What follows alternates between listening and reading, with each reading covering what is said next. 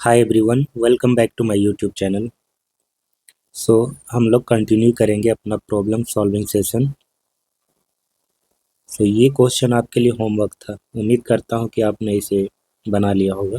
आज हम इसका सॉल्यूशन देखेंगे, इस पर डिस्कशन करेंगे थोड़ा। बट इस क्वेश्चन को सॉल्व करने से पहले ना हम कुछ और भी डिस्कशन करते हैं जो ज़रूरी है। हालांकि इसे सॉल्व करने के लिए LHL और राइट हैंड लिमिट वाला जो फॉर्मूला है उतना काफ़ी है। बट फिर भी चूँकि अभी हम स्टार्टिंग फेज में है तो हमको ग्राफ के थ्रू भी समझना चाहिए, इसीलिए हम ग्राफ को अच्छे से समझेंगे कि कब उसे कैसे प्लॉट करना है। तो यहाँ पर आप देख रहे हैं कि जो फंक्शन दिया गया है एक स्प्लिट फंक्शन है। 1 पर ये स्प्लिट हो रहा है। लेफ्ट साइड ये अलग तरीके से बिहेव करेगा, राइट साइड अलग तरीके से बिहेव करेगा। तो दो फंक्शन यहाँ पर है, x² - 1 और एक है -(x²-1). सिर्फ अगर इसको आप देखें f(x)=x², तो ये क्वाड्रेटिक फंक्शन है। इसका ग्राफ एक पैराबोला आता है, ठीक है, इस टाइप का आएगा, कनकेव अपवर्ड। और जो (x²) है इसका ग्राफ आता है कनकेव डाउनवर्ड। लेकिन इसमें -1 दोनों में घटाया हुआ है, ठीक है, -1 इसमें भी है, -1 इसमें भी है। तो इस तरह का ग्राफ को हम कैसे प्लॉट करेंगे? हम प्लॉट करने के लिए एक्स का अलग अलग वैल्यू रख कर के कोऑर्डिनेट निकालेंगे, उतना नहीं करना है, ठीक है। कुछ और भी तरीके होते हैं, उसको हम समझेंगे और तब जा कर के हम इसका ग्राफ प्लॉट करेंगे। तो चलिए सबसे पहले हम डिस्कशन कर लेते हैं, कुछ एग्जाम्पल लेते हैं, उस एग्जाम्पल के थ्रू हम लोग समझेंगे, ठीक है। तो यहाँ पर मैंने एग्जाम्पल लिया है f(x)=mod(x). mod(x) का ग्राफ क्या होता है ये आप जानते होंगे। मॉड के अंदर की जो भी चीज़ है वो पॉजिटिव और नेगेटिव दोनों ही हो सकता है। तो यहाँ पर x जो है पॉजिटिव भी होता है, नेगेटिव भी होता है। अब ये ब्रेक कहाँ पर होता है? मॉड के अंदर की चीज़ को आप 0 के इक्वल कीजिए, x=0। तो यही वो पॉइंट है जहाँ पर ये फंक्शन अलग अलग बिहेव करता है, लेफ्ट साइड अलग करेगा और राइट साइड अलग तरीके से करेगा, ठीक है। मोड के अंदर का चीज़ अब पॉजिटिव भी होगा, नेगेटिव भी होगा। तो 0 पर ये बिहेवियर चेंज कर रहा है। जब x>0 होगा तब ये पॉजिटिव निकालेगा और नेगेटिव निकालेगा जब ये 0 होगा, ठीक है। तो ये फंक्शन होगा, इसको ब्रेक करने के बाद ऐसा कुछ दिखेगा। अब इसका जब हम ग्राफ खींचेंगे तो x 0 उसके लिए ये वाला ग्राफ आएगा y=x या f(x)=x। तो ये ग्राफ इधर जाएगा। दूसरा, जब x<0 होगा तो ये इधर जाएगा, ठीक है। इसमें किसी में इक्वलिटी साइन इसमें लगा दीजिए तो x=0 पर भी ये 0 ही देगा। इसमें भी लगा सकते हैं क्योंकि 0 पर दोनों फंक्शन का यूज करके आपको 0 ही मिलता है, ठीक है। तो ग्राफ इसका कुछ ऐसा दिखता है mod(x) का। चलिए इसे ट्रेस करते हैं।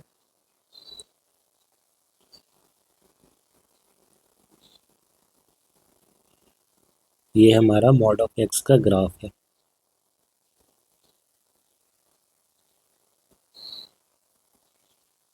ठीक है। और ये जो हमारा फंक्शन है x देगा जब x>0, -x देगा जब x 0, ठीक है।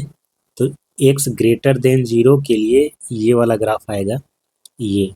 हालांकि ये स्ट्रेट लाइन पूरा ऐसे जाता है लेकिन x>0 पे है, तो यहाँ से ये बस राइट साइड की ओर वाला ही ग्राफ रहेगा, लेफ्ट साइड वाला नहीं होगा। फिर x<0 पर ये -x, तो ये वाला ग्राफ होता है। तो <0 के लिए बस ये लेफ्ट साइड का ग्राफ होगा और इसको हम छोड़ देंगे। और वैसे भी जो mod(x) है वो हमेशा पॉजिटिव वैल्यू देगा, यानी कि फंक्शन का positive value, that means y का पॉजिटिव वैल्यू। जब y हमेशा पॉजिटिव दे रहा है तो नीचे की ओर कहाँ से होगा ग्राफ? नहीं हो सकता है। ये mod(x) का ग्राफ, ठीक है। अब हम समझते हैं कि अगर हम उस वेरिएबल में कुछ सब्ट्रैक्ट कर दें या कुछ ऐड कर दें तब कैसा दिखेगा ग्राफ। इसी ग्राफ की मदद से हम इसको भी प्लॉट करेंगे, इसको भी करेंगे और बाकी सबको भी प्लॉट करेंगे। एक ग्राफ से हमको सीखना है कि बाकी अगर उस फंक्शन में कुछ चेंज हो जाता है, कुछ ऐड हो जाता है, कुछ सब्ट्रैक्ट हो जाता है या फिर वेरिएबल में कुछ ऐड होता है, तो हम ओरिजिनल ग्राफ की मदद से बाकी का ग्राफ कैसे निकाल सकते हैं। तो इस फंक्शन में क्या हो रहा है, वेरिएबल में -1 हो रहा है। ठीक है, अब समझेंगे कि इस ग्राफ में क्या चेंज होता है। सबसे पहले मॉड के अंदर की चीज़ को आप 0 के इक्वल करेंगे तो आपको मिलेगा x=1। इसका मतलब है कि ये 1 पर बिहेवियर चेंज होगा इसका लेफ्ट साइड और राइट साइड में। ठीक है, 1 के लेफ्ट साइड अलग बिहेव करेगा, राइट साइड अलग बिहेव करेगा। तो x-1 निकालेगा जब ये x>1 होगा, पॉजिटिव ये होगा जब x>1 होगा, और ये -(x-1) निकालेगा जब x<1 होगा। इसमें इक्वलिटी भी साइन लगा सकते हैं, क्योंकि जब 1 देगा, 1 रखेंगे तो 0 देगा, और दोनों ही फंक्शन में से किसी में भी 1 रखेंगे तो 0 आएगा। अब समझिए कि ये जो फंक्शन है ये 0 कब हो रहा था। ये 0 हो रहा था जब इसका वैल्यू 0 था यहाँ पर। अब ये फंक्शन 0 कब होगा, ये 0 तब होगा जब हम x=1 पुट करेंगे, यानी कि 1 की ओर ये 0 होगा यहाँ पर। तो ये फंक्शन ना 1 पर शिफ्ट कर जाएगा। जितना आप यहाँ पर माइनस कर रहे हैं ना, राइट साइड ये उतने ही यूनिट शिफ्ट कर जाता है। तो ये अगर आपका 1 है तो ये ग्राफ पूरा का पूरा राइट साइड शिफ्ट हो जाएगा 1 यूनिट। ठीक है, ये था आपका f(x) mod of x का ग्राफ, और ये है आपका f(x) mod of x-1। 1 subtract किए तो ये राइट साइड शिफ्ट हो रहा है।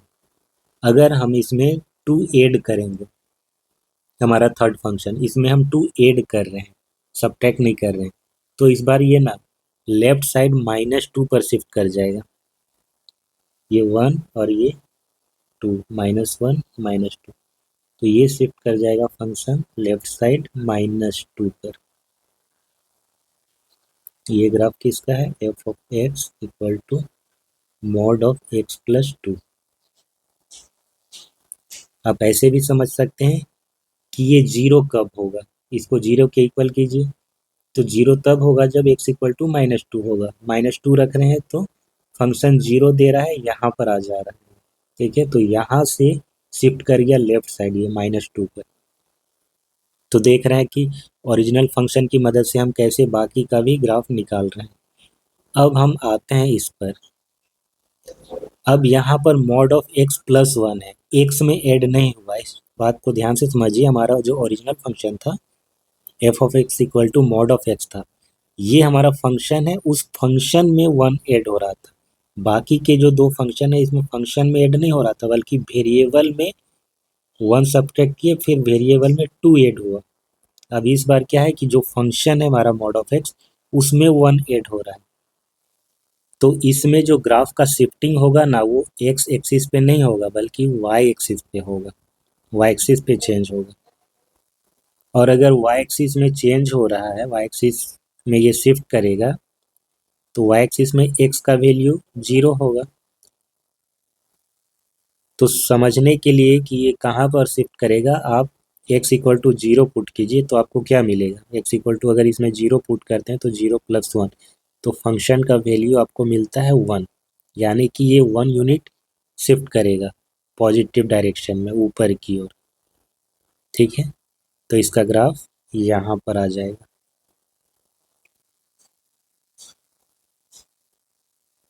1 unit. So f(x) mod of x+1। पहले वाले और इसमें अंतर क्या है, इसमें देखिए -1 कर रहे थे तब पॉजिटिव डायरेक्शन में 1 यूनिट ये शिफ्ट किया x एक्सिस की साइड, और इसमें जब 1 ऐड कर रहे हैं तब ये y एक्सिस में पॉजिटिव डायरेक्शन में 1 यूनिट शिफ्ट किया। इसमें -1 करेंगे तो ऑब्वियसली ये नीचे की ओर शिफ्ट करेगा, -1 यहाँ पर।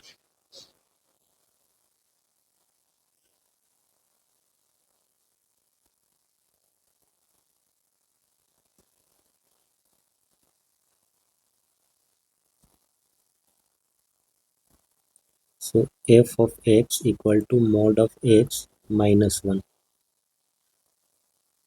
अब लेते हैं कि अगर हम इस फंक्शन में माइनस से मल्टीप्लाई कर दें, फंक्शन में पूरा ही माइनस अप्लाई कर दें, ठीक है, जो भी फंक्शन है हमारा उस पूरे फंक्शन में माइनस अप्लाई कर दें, तब क्या होता है, तब इसका मिरर इमेज होता है, जो ओरिजिनल फंक्शन है ना उसका मिरर इमेज हो जाता है अबाउट एक्स एक्सिस। तो ओरिजिनल ग्राफ हमारा ये फंक्शन जो है मॉड ऑफ एक्स, इसका ग्राफ ये है।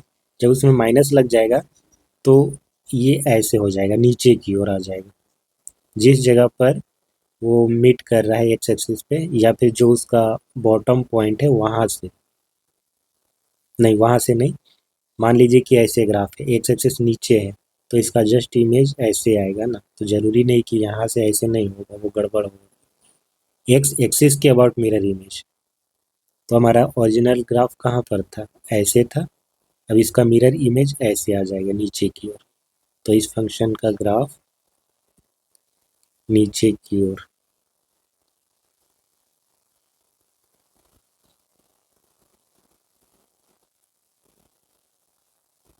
F of x equal to minus of mod of X. Finally इसमें कई सारे चेंजेस किए गए हैं 6 नंबर पे जो फंक्शन है। सबसे पहले हमने इसमें वेरिएबल में -2 किया है, देन फंक्शन में 1 ऐड किया है। हमारा जो ओरिजिनल फंक्शन था ये था, सबसे पहले हमने वेरिएबल में चेंज किया ये, फिर जो फंक्शन आया उसमें 1 ऐड किया, तो जो हमारा ओरिजिनल फंक्शन था वो ये था, ठीक है, मॉड ऑफ एक्स का ग्राफ ये है। इसमें जब -2 करेंगे तो ये 2 यूनिट राइट साइड शिफ्ट करेगा, यानी कि यहाँ पर ये 1 ये 2, तो ये हमारा ग्राफ हो जाएगा किसका, मॉड ऑफ एक्स माइनस 2 का ग्राफ हो जाएगा। देन अब इसमें जब हम +1 ऐड कर रहे हैं फंक्शन में, तो जब फंक्शन में 1 ऐड कर रहे हैं तो ये ऊपर की ओर 1 यूनिट यहाँ पर शिफ्ट करेगा, ये हो जाएगा फाइनल ग्राफ, ठीक है। सो ये 1 है, ये 2 है और ये 1।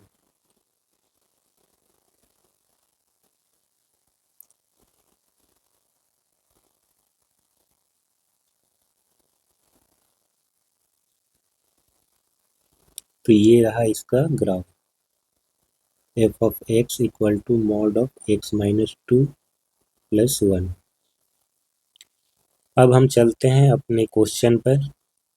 यहाँ पर F of x equal to है X square minus 1। X square का ग्राफ हमको पता है क्या होता है, ये कनकेव अपवर्ड एक पैराबोला होता है, ऐसा होता है, और माइनस ऑफ एक्स स्क्वायर ऐसा होता है।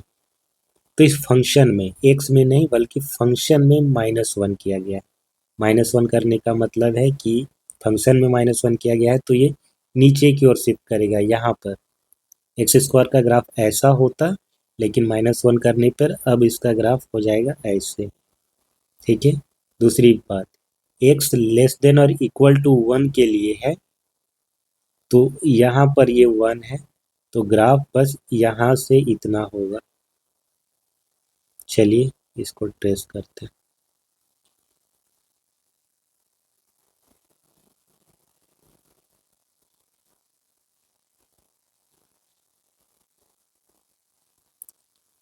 तो इसमें से कुछ मिटाना पड़ेगा हमको, ज़्यादा होगा, ठीक है। एक्स लेस देन और इक्वल टू 1 के लिए इतना होगा, ये हमारा 1 2 3 4।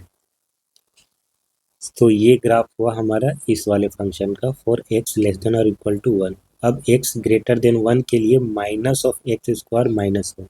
तो माइनस ऑफ एक्स स्क्वायर का ग्राफ क्या होता है, ये हम जानते हैं कि ऐसा होता है। ये ग्राफ सिर्फ माइनस ऑफ एक्स स्क्वायर का ग्राफ ऐसा होगा। अब उसमें -1 करने का मतलब है कि वो नीचे की ओर शिफ्ट होगा, यानी कि इस पॉइंट से यहाँ पे ऐसे जाएगा। लेकिन ये x ग्रेटर देन 1 के लिए, तो ये यहाँ से बस राइट साइड वाला होगा। चलिए इसे ट्रेस करते हैं।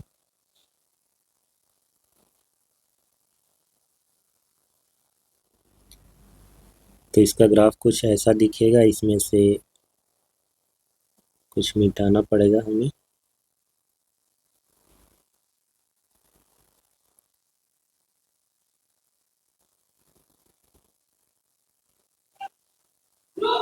तो ये है इस फंक्शन का पूरा complete graph. X less than और इक्वल टू 1 के लिए ये वाला रहेगा और ग्रेटर देन 1 के लिए ये वाला रहेगा। तो हमको लिमिट निकालना है एक्स टेंस टू 1 पर। 1 पर हमको लिमिटिंग वैल्यू निकालना है, तो हम जब लेफ्ट हैंड से अप्रोच करेंगे तो इधर से जाएंगे, इस वाले फंक्शन का यूज करेंगे। राइट साइड से जब जाएंगे तो क्योंकि हम एग्जैक्टली 1 पर तो जा नहीं रहे, उसके क्लोज जा रहे हैं, यानी कि 1 से जरा सा ज़्यादा वैल्यू पर हम लोग चेक कर रहे हैं। तो उस केस में ग्रेटर देन 1 के लिए जो फंक्शन है, यानी कि ये वाला, इसका यूज करेंगे। तो LHL निकालने के लिए इसका, RHL निकालने के लिए हम इसका यूज करेंगे। तो सबसे पहले हम निकालेंगे left hand limit. LHL equal to limit x tends to 1 minus f of x। और इसको लिखते कैसे हम लोग, लिमिट x h से रिप्लेस करते हैं ना, h टेंस टू 0 और f ऑफ 1 माइनस h, ऐसे लिखते हैं हम लोग लेफ्ट हैंड लिमिट के लिए। लिमिट h टेंस टू 0 और 1 माइनस h, ये किस फंक्शन में हम लोग अप्लाई करेंगे, इसमें करेंगे, यानी कि 1 माइनस h का स्क्वायर माइनस 1, 1 माइनस h का स्क्वायर माइनस 1। क्योंकि ये एक पॉलिनोमियल है, क्वाड्रेटिक पॉलिनोमियल, तो इसमें डायरेक्टली हम पुट कर सकते हैं h का वैल्यू। तो h इक्वल टू जब 0 रखेंगे तो हमें मिलेगा 1 माइनस 0 का स्क्वायर माइनस 1, और ये 0 हो जाएगा। Right hand limit, limit x tends to 1 plus f of x, ये होता है equal limit h tends to 0 f of 1 plus h के। अब इसके लिए हम कौन से फंक्शन का यूज करेंगे, 1 के राइट साइड पे जाएंगे ना, तो ये वाला function minus x square minus 1। Limit h tends to 0 f of 1 plus h, तो माइनस 1 प्लस h का होल स्क्वायर एंड माइनस 1। हम इसमें डायरेक्टली पुट कर सकते हैं क्योंकि ये पॉलिनोमियल है, h का वैल्यू पुट करेंगे तो माइनस तो है 1 प्लस 0 का होल स्क्वायर माइनस 1, और ये आ जाएगा हमारा minus 2। LHL not equal to RHL, तो इसका मतलब है limit x tends to 1 f of x does not exist. Left hand limit और राइट हैंड लिमिट सेम नहीं आया, इसलिए ये एग्जिस्ट ही नहीं करेगा। इसीलिए इस तरह का फंक्शन में ना ये समझना जरूरी होता है, चेक करना जरूरी है लेफ्ट हैंड लिमिट और right hand limit. Otherwise simply polynomial होता तो उसमें तो डायरेक्टली हम पुट करके निकाल देते हैं, लेकिन ये 1 पर ब्रेक हो रहा है ना, इधर अलग तरीके से इधर अलग तरीके से बिहेव करता है। अगला क्वेश्चन है evaluate limit x tends to 0 of f of x where f of x equal to mod of x upon x, x not equal to 0। So f of x equal to mod of x, जब ये positive होगा हमारा, x अगर greater than 0 होगा तो mod के अंदर का चीज़ पॉजिटिव निकालेगा, उस केस में x अपॉन x 1 देगा जब x ग्रेटर देन 0। 0 ये कब दे रहा है, जब x इक्वल टू 0 है। जब x लेस देन 0 होगा तब ये देगा माइनस 1। ठीक है, तो अब इसका ग्राफ हम लोग खींचते हैं। x इक्वल टू 0 पर ये 0 है, दैट मीन्स ये वाला जो पॉइंट है ओरिजिन पे ये 0। x ग्रेटर देन 1 पे ये 1 दे रहा है। ठीक है, x ग्रेटर देन 1 पे, यहाँ पे ना हम एक सर्कल छोटा सा बनाते हैं, इसके अंदर का चीज़ को हम फिल नहीं कर रहे हैं, ये इंडिकेट करता है कि ये पॉइंट इंक्लूडेड नहीं है। x ग्रेटर देन 0 के लिए 0 से जस्ट बड़ा, नॉट 0। ठीक है, 0 से जैसे बड़ा होगा उसके बाद, क्योंकि इस पॉइंट पर तो हमको ये वैल्यू मिला हुआ है, इससे जब ज़्यादा जाएंगे तब हमको मिलेगा 1, यानी कि ऐसा ग्राफ आएगा। एक्स ग्रेटर देन 0 के लिए कुछ भी वैल्यू आप रखिए, हमेशा आपको 1 मिल रहा है अकॉर्डिंग टू दिस फंक्शन। जब लेस देन 0 कुछ भी आप रखिए, -1 -2 -3, हमेशा आपको -1 मिलता है, इसीलिए ये वाला ग्राफ होगा। और यहाँ पर एक सर्कल बनाएंगे, यानी कि ये पॉइंट इंक्लूडेड नहीं है। भले ही ये फंक्शन डिफाइंड है हर एक पॉइंट पर, 0 पर भी डिफाइंड है, 0 से ग्रेटर देन और लेस देन दोनों पर डिफाइंड है, फिर भी इसका लिमिट एग्जिस्ट नहीं करेगा। अभी चेक करेंगे हम लोग। सबसे पहले हम लोग निकालेंगे left hand limit. So limit 0 पर पूछा है ना, तो x tends to 0 minus f of x, this can be written as limit h tends to 0 f of 0 minus x, या फिर limit h tends to 0 f of minus x. तो f of minus x कौन वाला हम लोग use करेंगे, क्योंकि हम LHL निकाल रहे हैं और 1 पर 0 पर चेक कर रहे हैं, तो 0 से लेफ्ट साइड, 0 से लेफ्ट साइड के लिए कौन सा, ये वाला फंक्शन, तो -1। लिमिट h टेंस टू 0, ये -1 है, तो ये -1 ही देगा। Right hand limit, limit x tends to 0 plus f of x, this can be written as limit h tends to 0 f of 0 plus h, और limit h tends to 0 f of h। अब x greater than 0 के लिए हमको etch करना था, right hand limit है इसीलिए, तो इसमें हम ये वाला फंक्शन लेंगे, f of x equal to 1। So limit h tends to 0 ये 1, तो इस पर ये 1 ही देगा। Left hand limit not equal to right hand limit, this implies limit x tends to 0 f of x does not exist.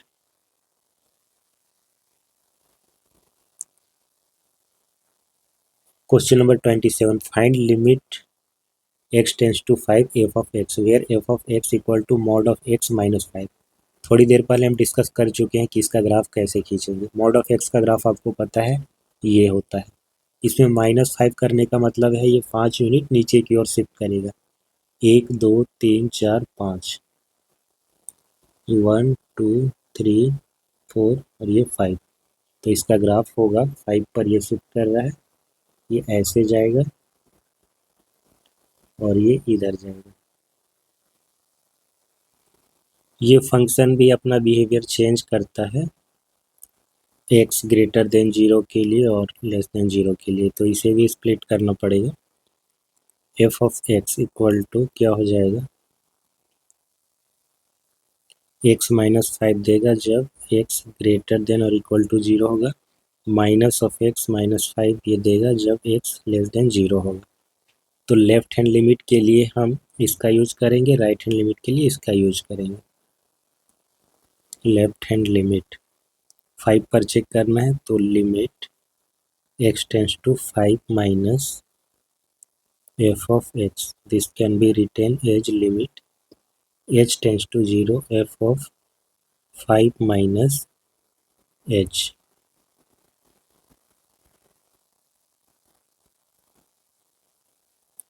Limit h tends to 0।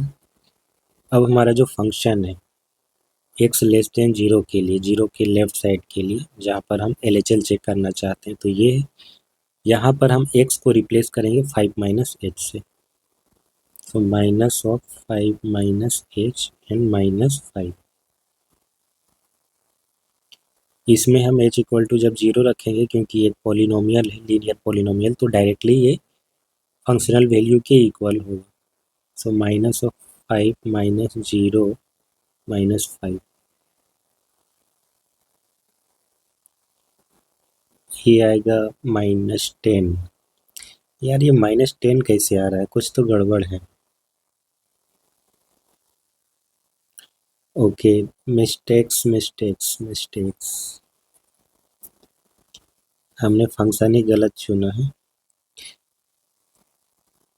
Limit हमें check करना है 5 पर ना, तो जब हम लेफ्ट हैंड लिमिट निकाल रहे हैं और राइट हैंड लिमिट, तो 5 कहाँ पर आ रहा है, x इक्वल टू 5 इधर कहीं पर होगा, 1 2 3 4 5, तो इधर जाएगा। तो दोनों ही केस में ना हमको ये वाला जो लाइन रिप्रेजेंट कर रहा है उस वाले फंक्शन को लेना होगा, और ये कौन रिप्रेजेंट कर रहा है, right side x greater than equal to 0 के लिए ये वाला, क्योंकि हमें 5 पर चेक करना है और ये तो 0 से बड़ा के लिए सब में है। तो 5 से कम लेफ्ट साइड से हम अप्रोच करें 5 को या फिर राइट साइड से अप्रोच करें, दोनों ही केस में हमको ये लेना होगा, ना कि ये। हमने गलती किया, ध्यान में नहीं था, 0 पे स्प्लिट हो रहा था इसीलिए हम लोग 0 पर लेके चले थे, बट ये वाला फंक्शन यूज नहीं करेंगे। LHL के लिए भी सेम फंक्शन यूज होगा और RHL के लिए भी।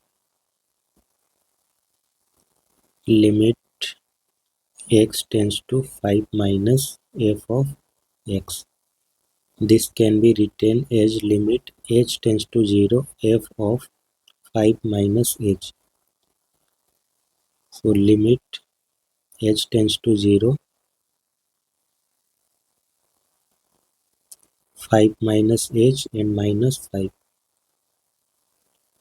अब यहाँ पर डायरेक्टली हम h इक्वल टू 0 पुट कर सकते हैं क्योंकि ये लीनियर पॉलिनोमियल है, तो 5 माइनस 0 एंड माइनस 5 तो इक्वल टू 0 आएगा। लेफ्ट हैंड लिमिट 0 आएगा, राइट हैंड लिमिट भी 0 ही आएगा इसमें। Limit x tends to 5 plus f of x equal to limit x tends to 5 h tends to 0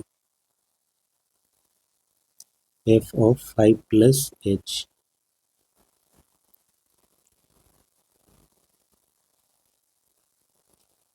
सो इसमें भी सेम फंक्शन लेंगे हम, ऊपर वाला 5 plus h minus 5, 5 plus 0 minus 5 ये भी 0 आएगा, तो LHL इक्वल टू RHL आया। Limit x tends to 5 f of x equal to 0।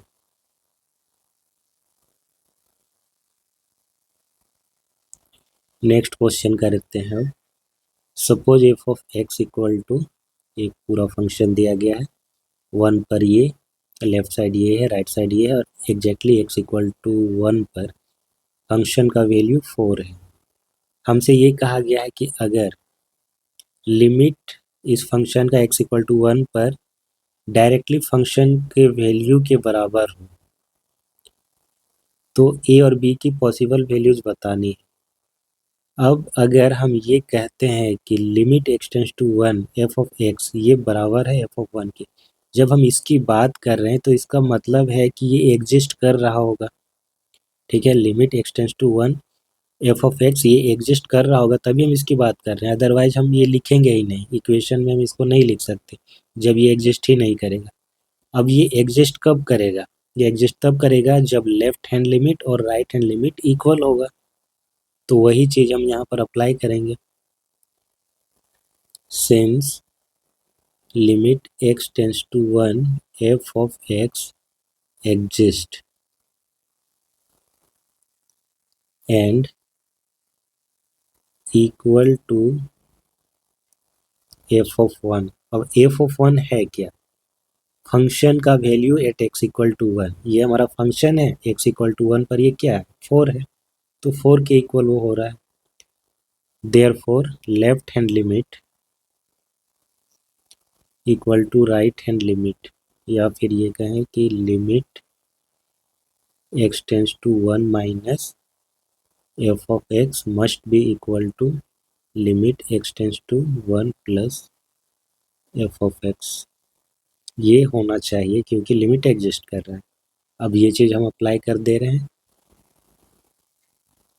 Limit h tends to 0, ये हो जाएगा f of 1 minus h equal to limit h tends to 0 f of 1 plus h। तो 0 पर हम check कर रहे हैं ना, तो 0 के लेफ्ट साइड देखेंगे, सॉरी 0 पर नहीं 1 पर चेक कर रहे हैं, ये तो h टेंस टू 0 हुआ, x टेंस टू कितना था 1 था, 1 पर चेक कर रहे हैं, तो 1 के लेफ्ट साइड से हम अप्रोच करेंगे ये वाला फंक्शन लेंगे, राइट साइड से अप्रोच करेंगे तो ये वाला फंक्शन लेंगे। ठीक है, limit h tends to 0 f of 1 minus h a plus b times 1 minus h equal to limit h tends to 0 अब b minus a times 1 plus h। x को हमने रिप्लेस कर दिया 1 प्लस h से। अब जब हम इसमें h इक्वल टू 0 पुट करेंगे, पुट कर सकते हैं क्योंकि ये हमारा पॉलिनोमियल है, लीनियर पॉलिनोमियल इन h, और पॉलिनोमियल में हम डायरेक्टली पुट करके निकाल सकते हैं क्योंकि वो उस फंक्शन के वैल्यू के ही इक्वल होता है। So a plus b 1 minus 0 equal to b minus a 1 plus 0, a plus b equal to b minus a। This implies 2a equal to 0 और hence a equal to 0। a का value हमको मिल गया 0 होगा। ठीक है, a का value 0। अब हम b का वैल्यू निकालेंगे क्योंकि ये जो लिमिट है वो डायरेक्टली फंक्शन के वैल्यू के इक्वल है। Since limit x tends to 1 f of x equal to f of 1, this implies. अच्छा, लिमिट क्या निकला हमारा, a इक्वल टू 0 अगर आ गया तो जो हमने निकाला लेफ्ट हैंड लिमिट और राइट हैंड लिमिट ये इक्वल हो रहे हैं। ये कब इक्वल हो रहे हैं, जब a इक्वल टू 0। जब a इक्वल टू 0 हो जाएगा, ये 0 ये 0, तो LHL हमारा b और RHL b हो जाएगा। ठीक है, ये दोनों इक्वल होंगे तो लिमिट हमारा इसका b हो जाएगा।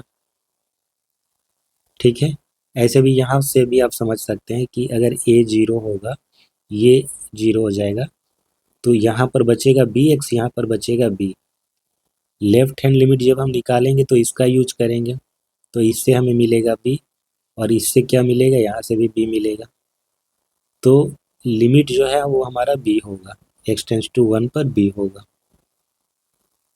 पहले इसी को लिख देते हैं, लिमिट हमारा b आया, and limit x tends to 1 f of x equal to हमारा है फंक्शन के वैल्यू के, फंक्शन का वैल्यू 1 पर क्या है, 4 के बराबर है।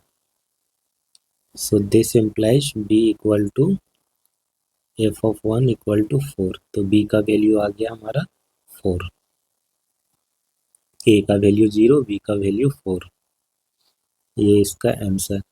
सो आज का ये लास्ट क्वेश्चन था, बाकी के कुछ और क्वेश्चन बच जाते हैं, ये नेक्स्ट क्लास में ख़त्म हो जाएंगे। ठीक है, मिलते हैं नेक्स्ट क्लास में। वीडियो अगर अच्छा लगा हो तो इसे लाइक और शेयर ज़रूर करें, चैनल को सब्सक्राइब भी करें। टेलीग्राम पर हमारा चैनल बना हुआ है, वहाँ आप हमें फॉलो कर सकते हैं, जो ज़रूरी नोटिफिकेशन है आपको मिल जाएगा, और जो भी ये लेक्चर के PDF है वहाँ पर शेयर कर दिए जाते हैं। ठीक है, तो आप उसको ज़रूर फॉलो कर लेना, और हमारे चैनल पर आपको सारे चैप्टर वाइज प्लेलिस्ट के लिंक मिल जाएंगे, वहाँ से जा कर के आप पहले के सारे लेक्चर देख सकते हैं, अगर आपको लगता है कि देखना चाहिए, ज़रूरी है तो। ठीक है, सो मिलते हैं नेक्स्ट क्लास में। Thanks for watching, have a nice day.